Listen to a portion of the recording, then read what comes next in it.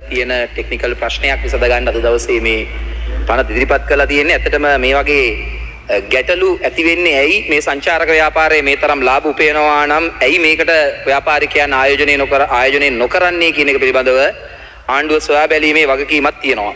ඒ වගේම තමයි මේ වගේ ප්‍රශ්න කීපයක් අද දවසේ මතු කරන්න කැමතියි. දැන් මේ ආණ්ඩුව ආපු වෙලාවේ මුලින්ම අධ්‍යාපන ඇමතිදූරේ දරන මිනිස්සයා කිව්වේ පාසල් වලට දේශපාලකයන් ගෙන්වීම නවත්තනවා කියලා. හැබැයි අද ගම්පහ රත්නාවලි විද්‍යාලයට නියෝජ්‍ය ඇමති කෙනෙක් ගිහිලා උත්සවයක් තියෙනවා. අර්ජුන ඇව්වා වගේ මේ නීති අයිති වෙන්නේ විපක්ෂයට විතරද? ආණ්ඩුවට අයිති නැද්ද ඒවා? කොහොමද මේ පාසල් වල උත්සව වලට යන්නේ? ඒක පැහැදිලි කරන්න ඕනේ අධ්‍යාපන අමාත්‍ය ධූරයේ දරන මිනිස්සයා විසින්. ඊළඟ එක තමයි ඊයේ දවසෙත් මේ වගේ ටෙක්නිකල් ප්‍රශ්න ගණනාවක් තියෙන පනතක් ගෙනාවා. ළමයින්ට ශාරීරිකව දඬුවම් කිරීම පිළිබඳව අපිත් ඒක විරුද්ධයි, ඒකට එකගයි අපි. හැබැයි මේ જાතියේ පනතක් 2003 හයිටි රාජ්‍යයේ ගෙනල්ලා ඒ රටේ අධ්‍යාපනය ළමයි පිළිබඳ තිබිච්ච සම්පූර්ණ සංකල්පයේ බිඳ වැටිලා සිද්ධ වෙලා තියෙන විශාල විනාශයක් තියෙනවා. මේ ආණ්ඩුවේ ඉන්න 159ටම කියනවා හොයලා බලන්න ටෙක්නිකල් ප්‍රශ්න එක්ක පනත් ගේන්න කලින් ලෝකයේ මේ වගේ පනත් ගෙනල්ලා වෙලා තියෙන විනාශයන් පිළිබඳව විශේෂයෙන්ම අවභාවිතය පිළිබඳ කාරණා අරගත්තාම, අවමානය පිළිබඳ කාරණා අරගත්තාම අපේ අජිත් පීපරා මන්ත්‍රීතුමා මතු කරපු කාරණාව පිළිබඳව විශේෂයෙන් සැලකිලිමත් වෙන්න ඕනේ. හේතුව NGO වලින් එන සල්ලි අරගෙන ඇවිල්ලා ලංකාවේ අධ්‍යාපන පද්ධතියට දැවැන්ත විනාශයක් වෙන්න ඉඩ තියෙනවා. මේ වගේ දේවල් කරපුවම ගුරුවරු ඉන්නේ චකිතයකින්. මේ වගේ ප්‍රශ්න ආරා පාසලේ ක්‍රියාකාරීත්වය පවත්වාගෙන යන්න බැරි වෙනවා. ඒවට විසඳුම හොයනවා වෙනුවට තමගේ දේශපාලන ව්‍යාපෘතිය පවත්වාගෙන යන්න ආණ්ඩුවේ ඇමතිවරු පාසල් උත්සව වලට යනවා. ඒ අතර අපිට ඒකට විරෝධය පළ කරනවා. ඒ වගේම ටෙක්නිකල් ප්‍රශ්න අස්සෙම තව එකක්. පොලිස් ස්ථානාධිපතිවරු ගණනාවක් මේ සතිය දෙකේ මාරු කරලා තියෙනවා මේ පෞද්ගලික කාල සීමාව තුළ.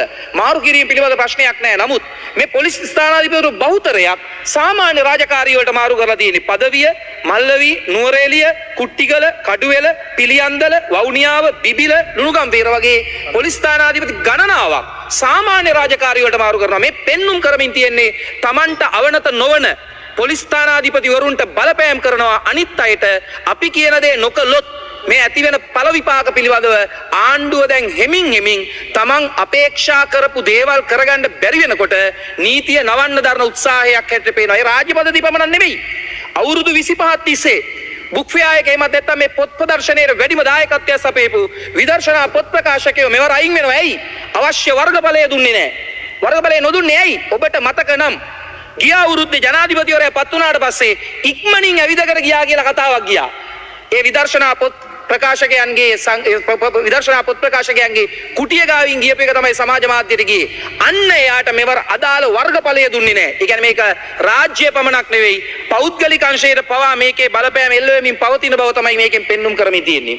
ඒ වගේම තමයි දිගින් දිගටම මේ ආණ්ඩුව ඊයේත් මම බලාගෙන කියනවා අපිට හොරු පල්ලොරු ඉස්සරහා කතා කරන්න ඕනේ. එහෙම තමන්ගේ වැරදි වහගන්න තවදුරටත් අපිට හොරු කියන අතරතුර අවුරුද්දක කාල සීමාවක් දැන් ඉවරයි.